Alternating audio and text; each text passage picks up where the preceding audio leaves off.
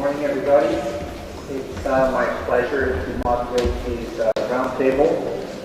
And I'm going to be very quick, introduce our panelists, and then have short presentations and quickly open for discussion from the floor.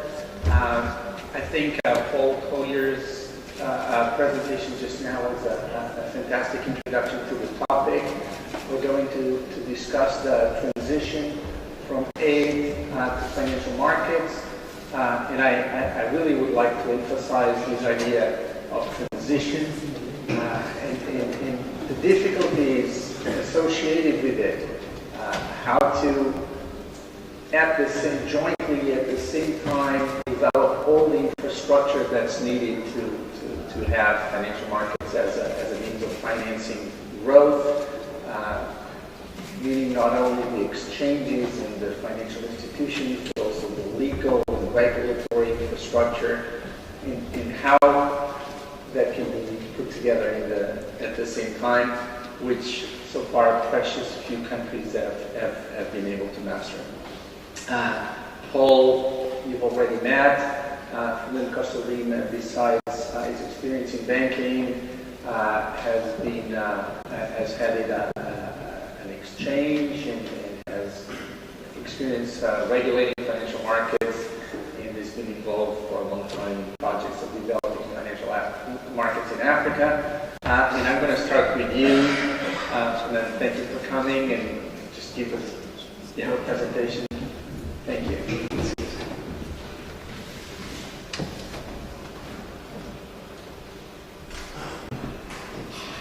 Well, good morning, everybody, or good afternoon. It's a pleasure to be here. I think this works like this. Well, we begin with this question: Africa transitioning from aid to financial markets. That's a question that probably we would like to try to answer, but we will start.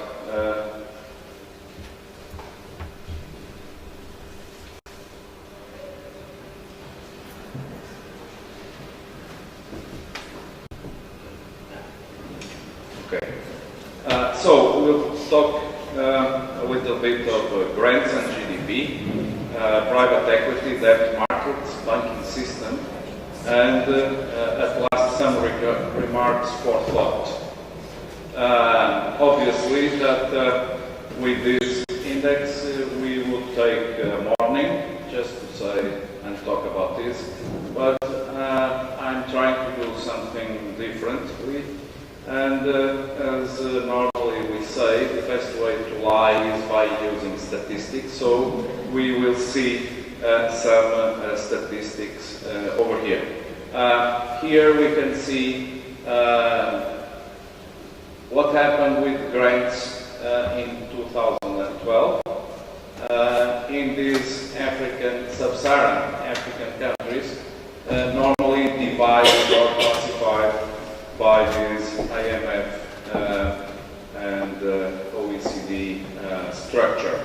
Fragile countries, low income, middle income, and oil exporting countries. And we can see there is a little bit of everything for everybody, from Liberia to Equatorial Guinea, with the lowest relation between grants and GDP.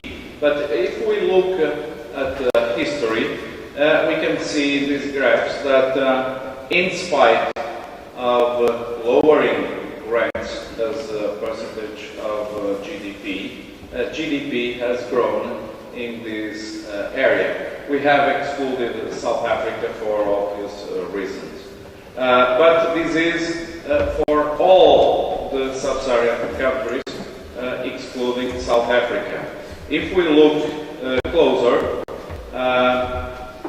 we can see what about these specific groups.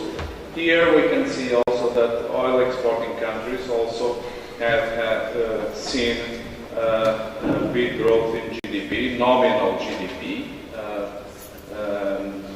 and how grants have evolved over time. And we can say also for the middle-income countries, we have a similar pattern, and a similar pattern for low-income countries with obviously different scales when we look at the right graph. And finally, the only exception probably is the fragile countries, where grants more or less have grown over the last 15 or 20 years. And then we have a big picture for these four groups of countries.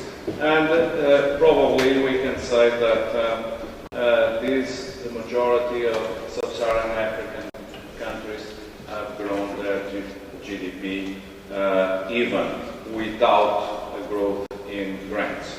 Well, that's for the academicians to look at that. And then we have this final picture where we can see for each country the highest percentage or the lowest or the average or the median for each country, and this tells obviously different stories for different countries. And what about private equity?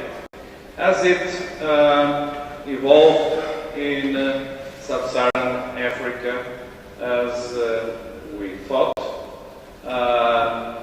Can private equity replace aid?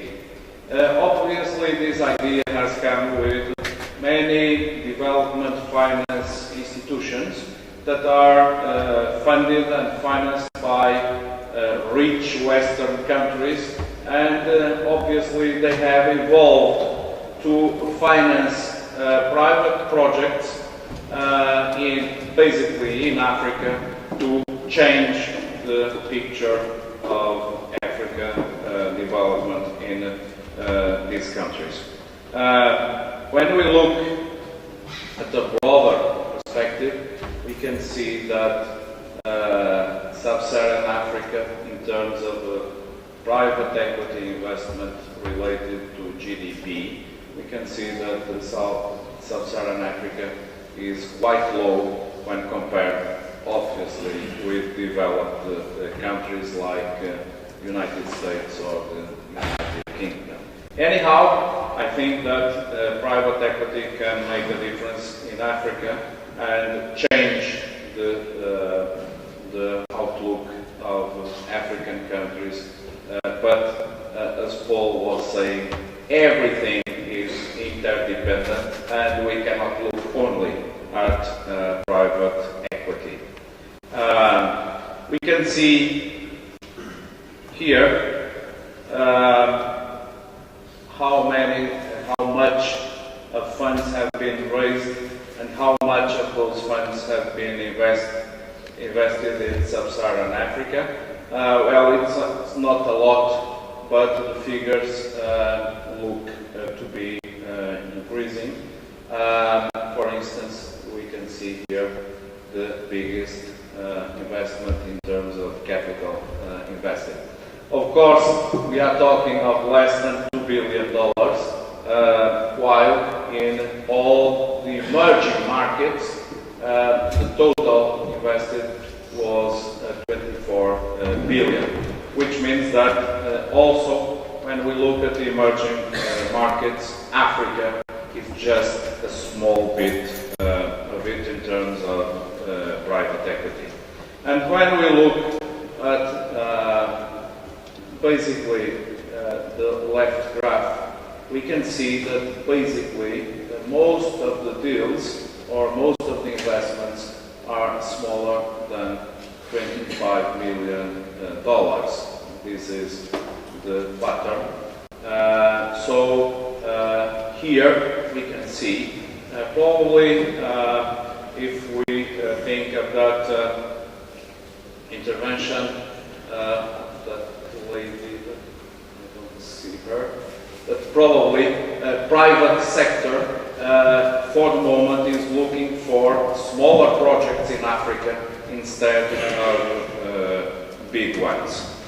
When we look at the debt markets, and this is from a publication from IMF, we can see bond market capitalization and how Sub-Saharan Africa all ranks or Sub-Saharan excluding South Africa, and this we can see that the bond markets are not yet something that is present in Sub-Saharan Africa. The same can be seen here, and if we look at some details, the participation of corporate bond when compared to government securities, the biggest participation is in South Africa, even so with only a 20% share. And we can see here the basic number of active markets. They have increased a lot in the last 15 years, but even so, their participation in financing the economy is still low. Well, and then we come to sovereign debt. And here, as Paul was saying in his presentation, we can look, the highlighted countries have investment grade ratings.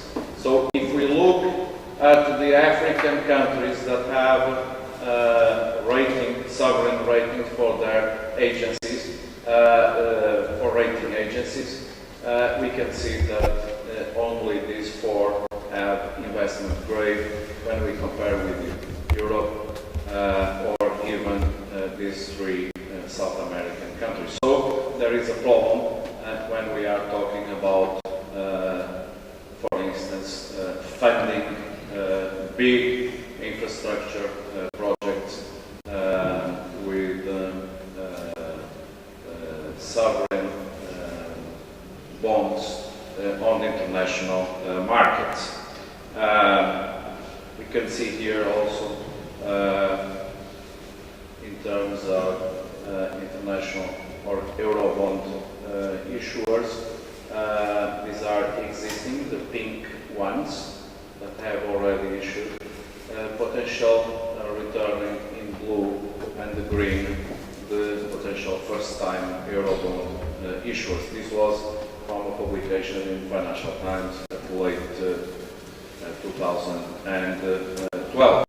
And then we can see here some issues from these countries on these years, but it's better to look at this graph from a Standard & Poor's publication, where we can see that in the last 3 years there have been more sovereign debt issues than in the whole previous years. Well, we can see that even on every year, no more, it doesn't get even to $2 billion altogether, these countries every year. Well, but the financial market is not only debt market. We have to talk also about the banking system, because the banking system has a role to play in the developing countries, and that was quite highlighted by the presentation on financial inclusion and even on some things that are happening in some African countries, but namely those countries that we know better and that we can talk later. Well, if we look at this statistic, we see that Sub-Saharan African countries have much lower indicators in terms of financial development. Liquid liabilities to GDP, bank deposits to GDP, private credit by deposit money, banks and other institutions to GDP. And here we can see also the same things, bank accounts per 100 adults, bank branches, firms with line of credit, and we can see that Sub-Saharan ranks always behind the non-African developing countries.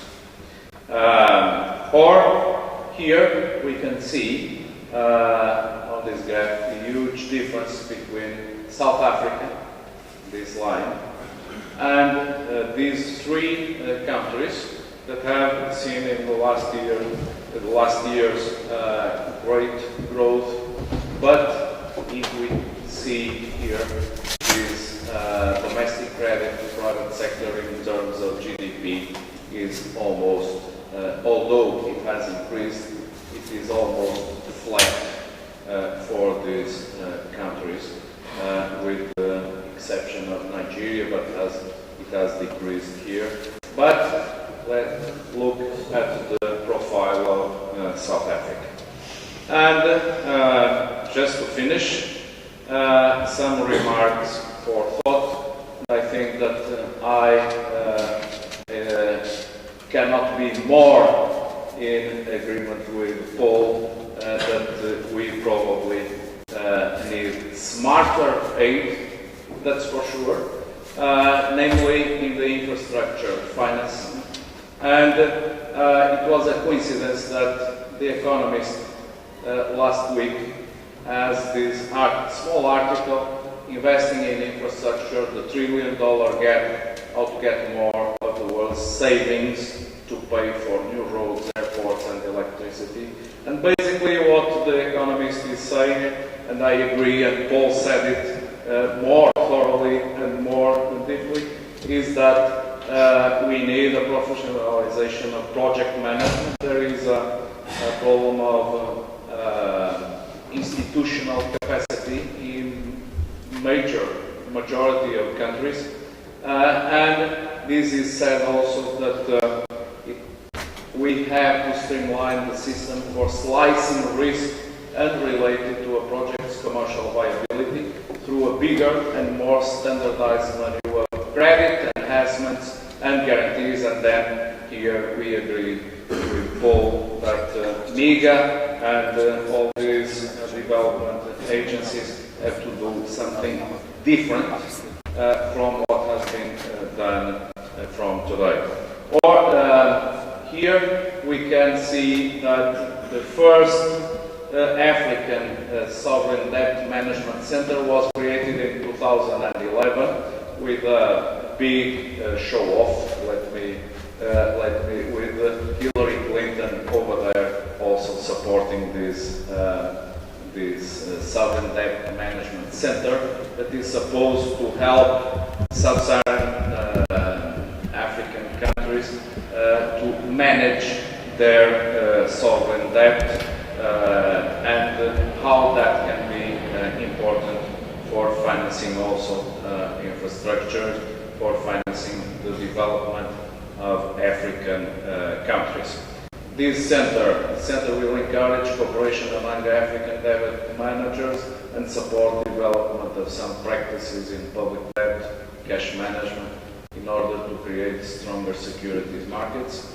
It will also encourage the implementation of a stronger infrastructure for government securities markets, which are crucial for the development of these countries. And finally, is there room for aid to domestic financial markets? And my answer is yes, namely in case of the governments, the African governments, to give smart aid to domestic financial markets, because domestic financial markets can play a major role on infrastructure investment, And let me just tell you a small story. We are now financing big, not a huge, but a big infrastructure in Angola. And there was also the possibility to that project to be financed by vendor finance, supported by export credit agency. But this vendor finance will take at least 1 year to look at the subject and will require a government or a state guarantee. And the local market could finance that project with the same guarantee from the state in less than 3 months. Because the local institutions, they know the market, they know how the government works, and if we can do more to institutionalize, let me say that, the domestic financial markets, namely the domestic banking systems, then we can start a path that, as Paul was saying, is more interdependent than normally the development agencies like to think. Thank you very much.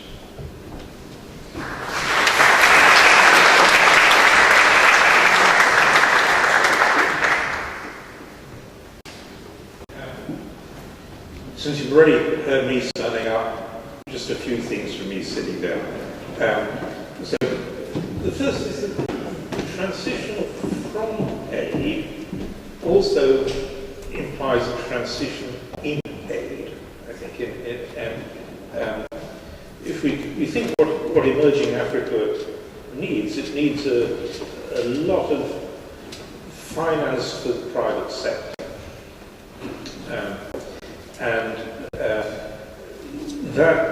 The early stages of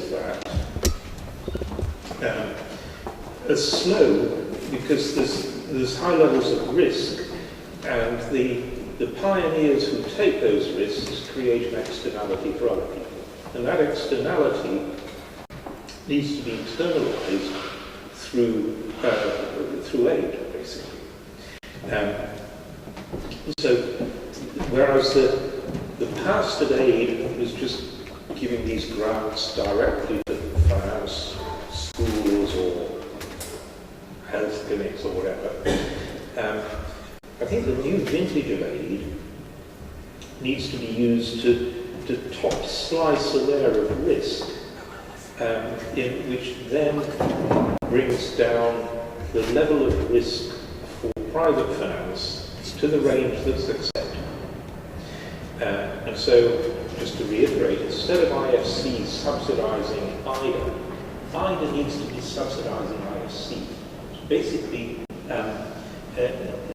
compensate for the externality of those sort of pioneer private investor risk bearing. Another transition in aid is the emergence of IBRD for Africa. And it's extraordinary that Africa's largely shut out of IBRD. And yet IBRD, which is loans, but loans under a degree of government guarantee that basically makes them AAA. IBRD was created for countries where Africa's now reached that level. The countries for which IBRD was created now don't need it. The Brazils of this world can go onto private capital markets no trouble. So IBRD was created for the Brazil of the 1960s. And the Brazil of the 1960s is now places like Kenya, Angola, Mozambique, Ghana, and yet the rules of IBRD is shutting these countries out. So as a result of which IBRD is dying.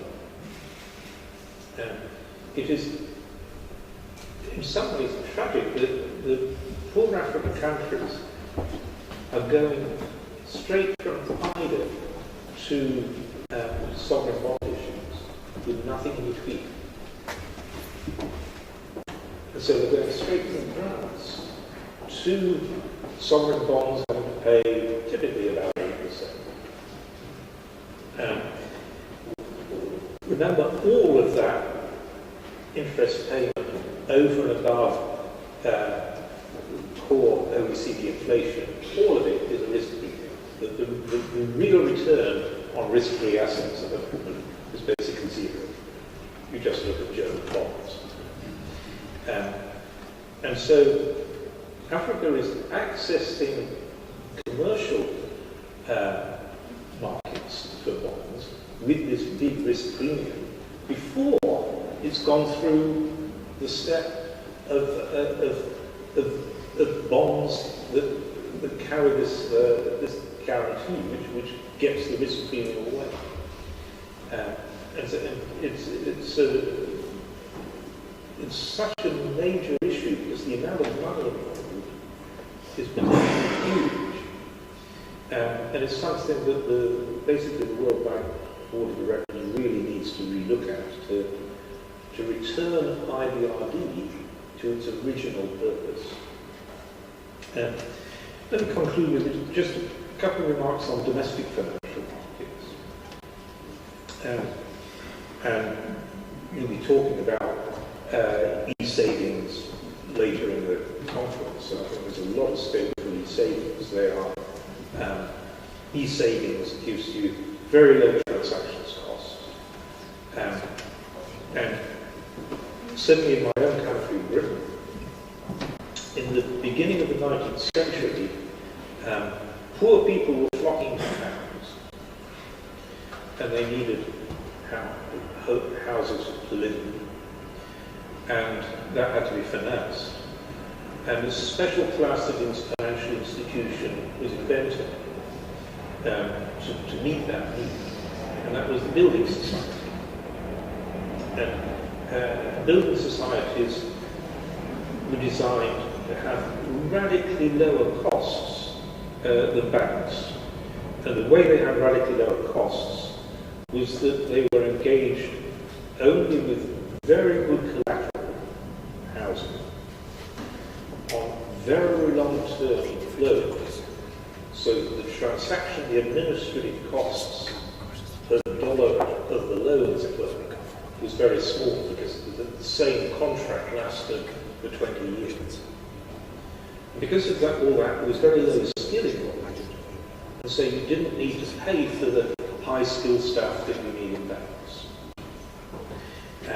And the building society model worked by borrowing small amounts from huge numbers of poor people and lending the money to large numbers of slightly less poor people.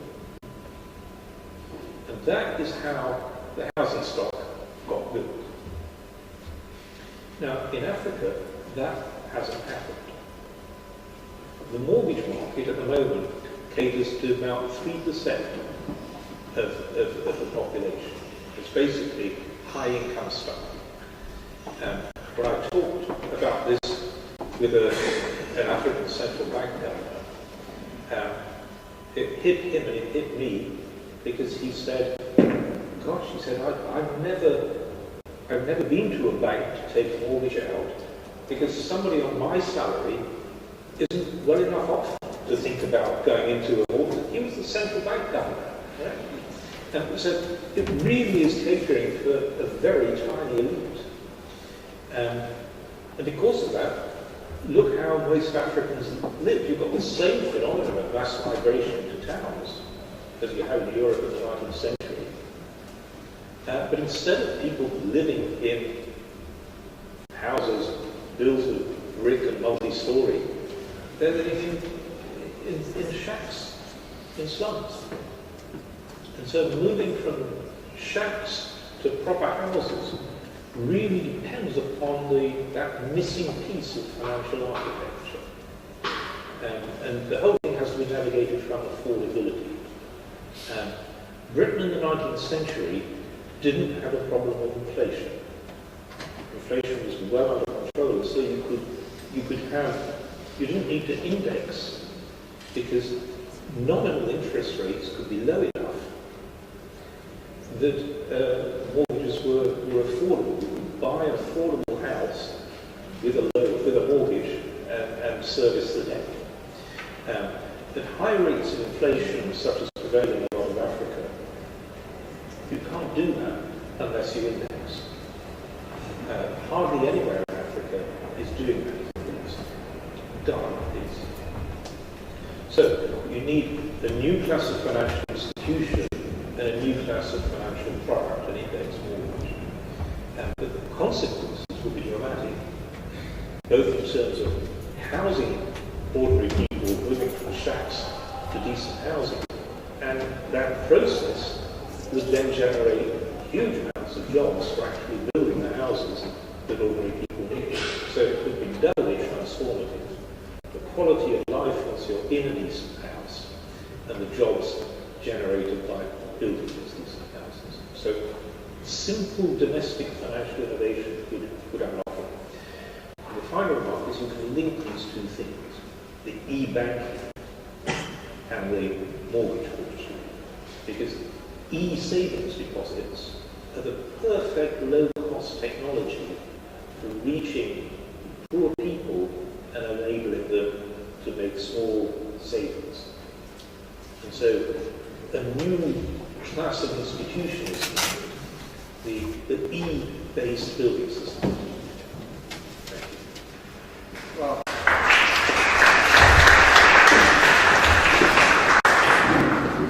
thank you very much. I'd like to open for questions from the floor. I would like to ask you to please state your name and ask questions to one of the panelists.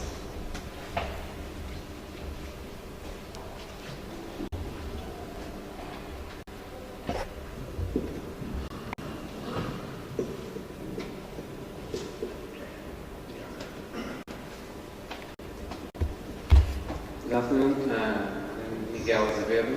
I'm a former student here, and now I run investment banking business for Citi in Africa.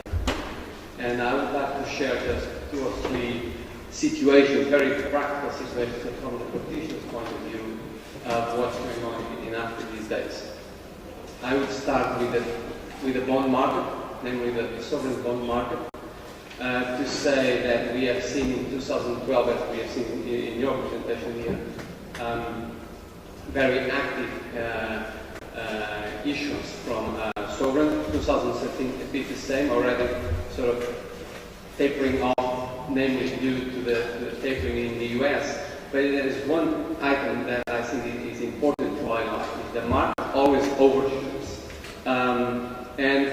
Whilst in 2012 we have countries like Zambia issuing at 5.6%, we've seen there $750 million, but the demand was actually $14 billion. 5.6. In those same days, Portugal was issuing at 12%, something like that. Now, what happens is the market is overshooting again because of not necessarily African-related issues, but worldwide related issues, but also because some of these African countries started over-borrowing. And you've mentioned the case of Ghana, which I think is one of the most developed societies as such in Africa, but they are also very prolific spenders, right? Yes. And they are now already back up to 50 or 60% of GDP, debt of GDP. So that's one example. The other example I'd like to mention in terms of how Africa is attractive to very shrewd financial investors. I've worked recently on a transaction where we raised $325 million for a gentleman that goes with the name Bob Diamond, and many people will know him. He's a former CEO of Barclays Bank. And when we raised this was effectively a blind fund, so there was no business, it was just a promise of spending wisely the money in Africa. So very, very aggressive proposition.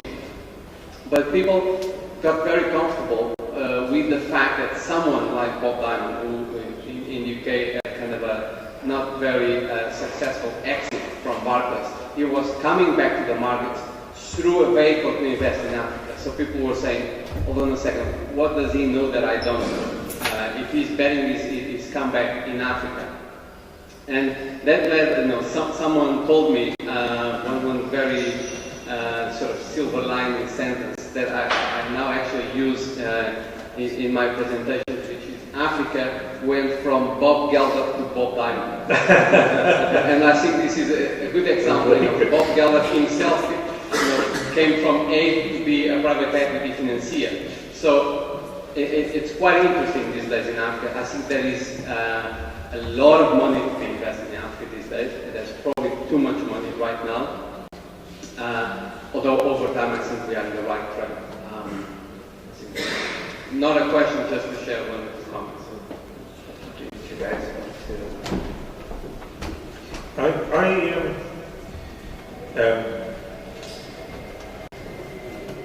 I think that the sovereign bond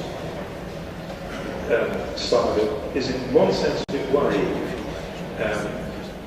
You're quite right that there was a sort of euphoria and the idea that it was sensible to lend to Zambia at 5.5%.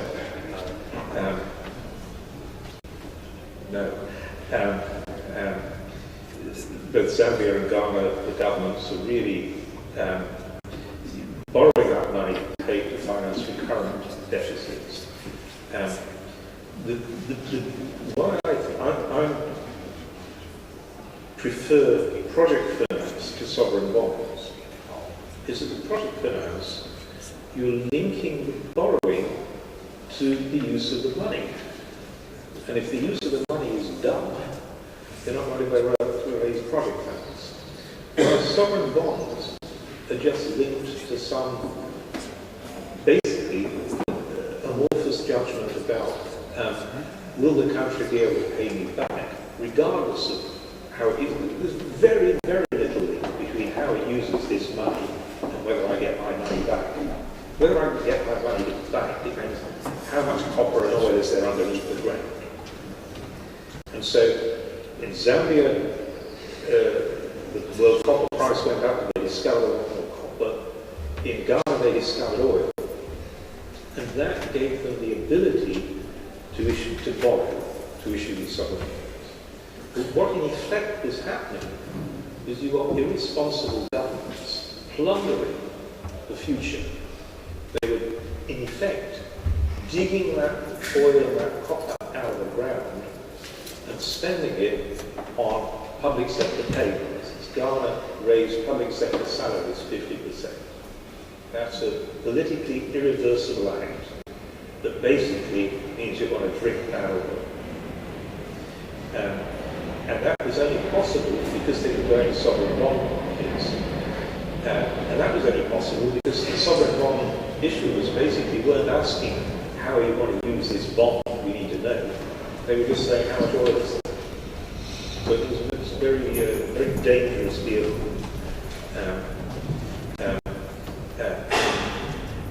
I had a slightly different thought when I heard Bob Diamond going to Africa. The world's thought was, what does Bob Diamond know that I don't about Africa?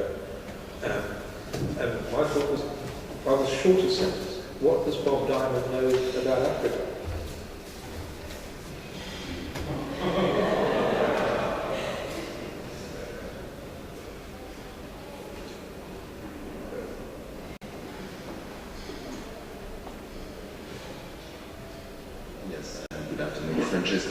From this school.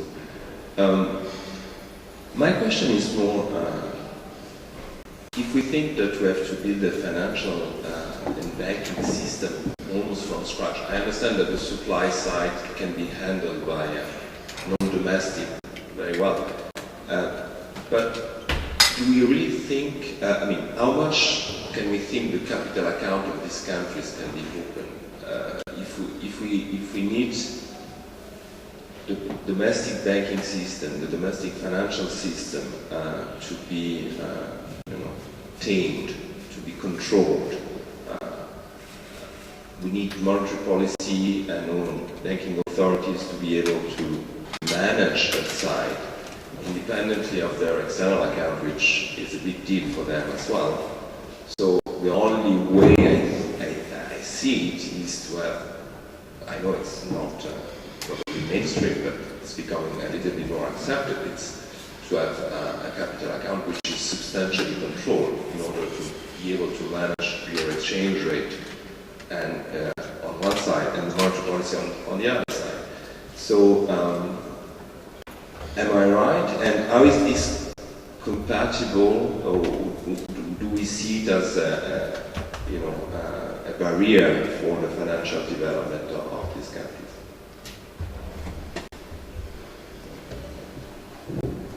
Yeah, I think that's a good question. It doesn't necessarily have a good answer. Chris Allen will be talking this afternoon, and he may want to speak on this because it's sort of more, it's more his line than mine. I agree with you that you can't just open these capital accounts and sort of hope for the best. There's too much. There's too little information anchoring it, so that they're subject to the euphoria that drove money into Zambia in 2012 had happened before in 2007, when 6-7, when there was a sort of 80% appreciation of the kwacha over sort of 3-month period because of capital inflows, and that was very disruptive. Open capital accounts in the context of very limited pools of expert information can be quite problematic, I think. But then, as you said, well, those capital accounts are an invitation to mismanage, and so there's a tension. I don't think that there's a simple answer. That Chris might come up with an answer that isn't simple but is at least clear. Hello, my name is Anna. I'm used to come to symposiums and palestras like this, and for the last 3 years I'm hearing all the same. And financial development should start to get the private sector forced and financial economic development. But and money disappears, who cares? And I like the terminology, smarter aid, but shouldn't the smarter aid pass to reinforce the government capacity of tax the commerce, foreign commerce? And I don't know, but the developed countries love coffee, chocolate, and oil, and all the African countries got it. But we got the beneficiaries of the aid, like earning less than €1 per day. And how much is a capsule of Nespresso here? How much is it? How much the Nespresso earns for a month? How much the Nespresso lives in these countries? Shouldn't the smarter aid pass to reinforce the government's capacity of making cooperatives, state cooperatives, ruled by state and government policies that they can and know how to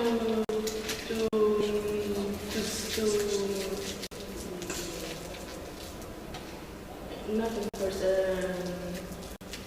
monitor and evaluate, to know where the money is, why it disappeared, and if it disappeared, what are we going to catch?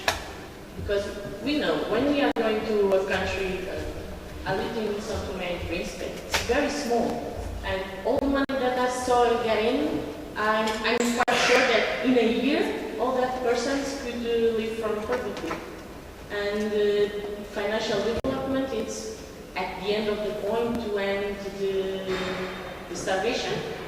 And it could be possible if the money that get in the country fulfill the necessities of the beneficiaries. So why don't the smarter aid put the money in the state? The state and the government knows the capacity, the needs of the country, not we. We know that many things that we know that works doesn't work. Let's look Portugal. Let's hear the answer to the possibly most difficult question of all. Yeah, so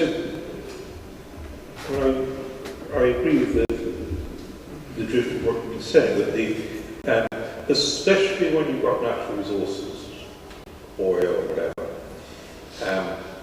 then the vital thing is to build checks and balances on the use of money. And in a way, the political battlefront of the last 20 years has been misfought. The battlefront has been on elections, how governments acquire power.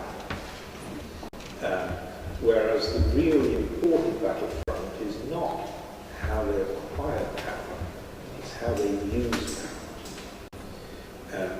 And that has been a huge sort of tactical mistake, I think, that all the energy has gone into holding contested elections. But elections without checks and balances produce very dysfunctional results. I mean, Pedro and I have been sort of researching this. So one dysfunctional outcome is that you get stolen elections, because winning the election becomes so valuable that you resort to illicit tactics. And you're able to resort to illicit tactics because there aren't checks and balances. So that's one thing. You even corrode the election process itself. But I think it goes beyond the conduct of elections, is that unless you have a lot of checks and balances, the money coming in from natural resources just gets dissipated, it gets captured. And that battle hasn't been fought enough in Africa, that battlefront of checks and balances. And it's a vital matter that over the next 10 years, that battlefront be fought and fought successfully. That's the internal struggle within Africa now. Aid can do something there, because in some countries aid is still quite important.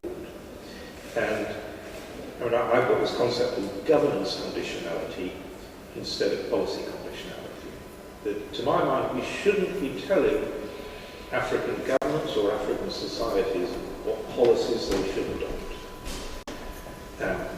We shouldn't be telling them economic policies, you've got to privatise this. We shouldn't be telling them social policies, you've got to legalise gay marriage.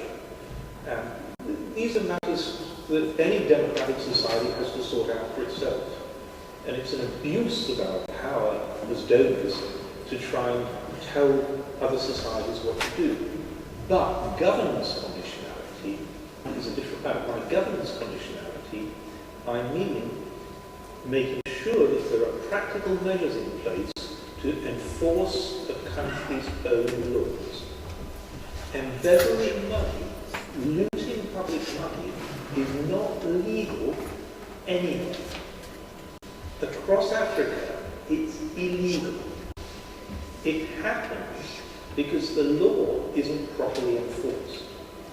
And so it is not an intrusion to use our aid to insist that mechanisms are put in place to enforce a country's own laws.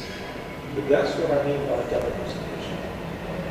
And what's happened with conditionality is it started out with selling particular ideological fashions in economic policy.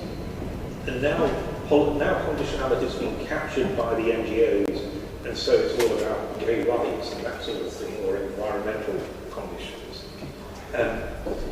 The whole strategy of telling countries, societies, what policies they adopt is an effects.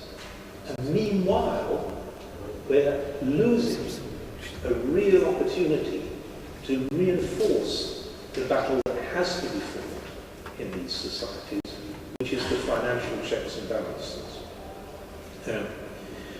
I also agree that these countries have got to build tax capacity, and that's starting to happen. But again, it's a real struggle. I talked to the Norwegian aid minister about a year ago, and he came to see me because he said, we know that in Norway the best use of our aid, this was for Zambia, best use of our aid for Zambia has been a project we did which strengthened the capacity of the tax authority. The payoff to that was enormous, just the monetary payoff. But that was the component of aid that was challenged in the Norwegian Parliament. Because what the challenge was, why are you spending on tax bureaucracy when you should be spending on sending children to schools? And so this sort of ignorant Western lobbies for aid to be used for the photogenic rather than effective has to be pushed back. And finally, there was a remark this morning by the BPI director who said, well, foreign financial involvement can actually strengthen governance in Africa because it can improve corporate governance. And I think that's a very important point. Corporate governance in Africa is weak, not just public governance, but corporate governance. And getting some foreign finance in there and forcing standards up is not a bad thing. I believe some such happened in Senegal, when Senegal wanted to go on to international capital markets, but then had to meet those international standards. So private finance can actually be a vehicle for better domestic governance. Sorry, that was a very long answer. For instance, if I may add something on that, you were mentioning corporate governance for companies, and one of the major problems in Angola or Mozambique is how can you finance a small, medium company if it has no information? Well, the entrepreneur has not yet the necessary skills and all that. And that comes to the information environment that you have to enhance and to increase. Or if we can say, how to tackle with the information asymmetry problem in the financial or the banking systems in Africa. And I have mentioned, I had it in my last slide, the case of Angola Invest. And that's one case of using public money to try to overcome this information asymmetry. And this program in particular, what does it do for small and medium companies? I'm not talking about micro entrepreneurs because that is tackled by a different program. But what has the Angolan government done? I have about $1.5 billion attached to this program. To do what? To have these small and medium companies with a bonification of the interest rate, which allows them to be more affordable, but also by creating a public credit guarantee system that, together with the banks, because if you guarantee 100%, you will have a moral hazard problem. And these public guarantee systems only guarantee 70% of capital and interest.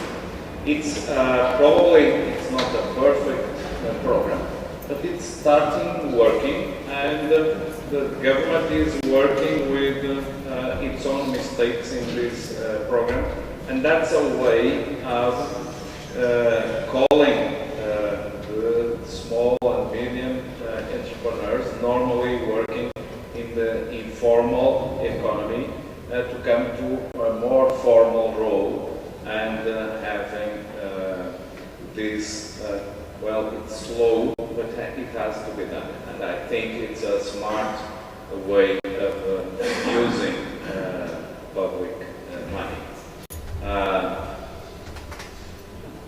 Well, that's it. Thank you. Okay, let's have one last question, or maybe two last questions, bearing in mind that your folder stands in the way to lunch.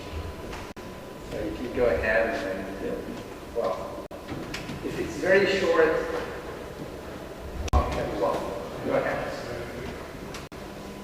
That picks up on the first conversation, saying that it relates to the issue of aid organization. So it's partly a question based on my reading of the answer. I want to draw out some implications, and so I take what Paul said about the thinking about governance conditionality and looking forward to the way in which, in a sense, conventional aid should be thought of as financing ways of attacking various layers of the risk premium that countries face. But my question is this, that in 2011, 12, 13, you had this surge of sovereign bond issues by African governments. What role did their exposure to conventional aid and conventional aid conditionality help to buy down the premium on their sovereign bond issues? To what extent is the market looking to the donors and their agents, in particular the IMF, as evidence of these players having skin in the game that helps to reduce the cost of capital through certain bond issues? I think I'd be interested to see whether that is part of the story. Now, if it is, then it has some quite important implications about the consequences of a reduction in, say, grant financing or aid, because it has a quantity as well as a price effect on the cost of non-concession financing. And it seems to me to be very acute in the work out through Ghana, that to what extent does engagement in a rather traditional fashion by aid donors help to smooth the cost profile faced by Ghana and so on?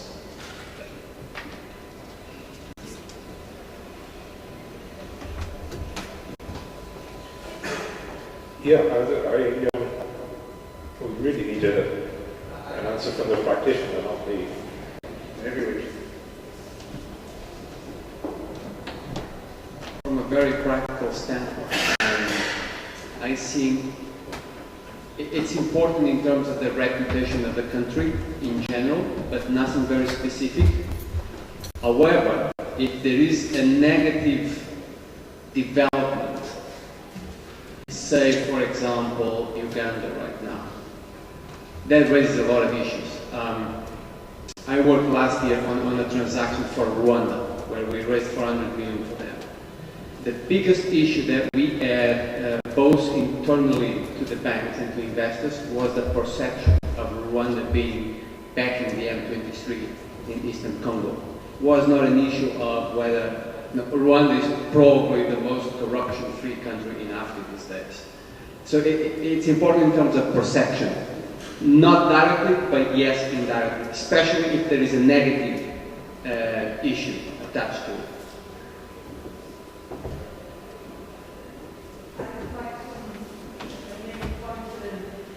Directed at the bond issues and the access to markets to raise a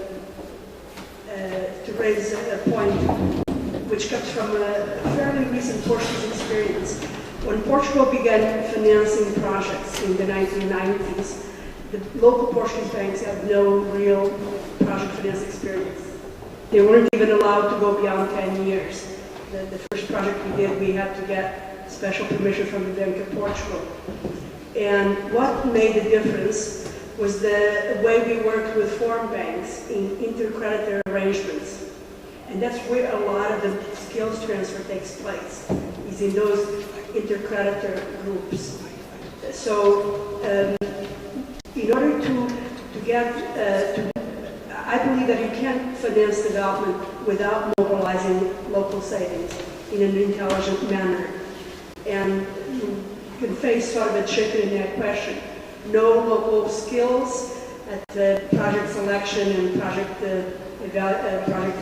credit assessment, and no projects, and vice versa.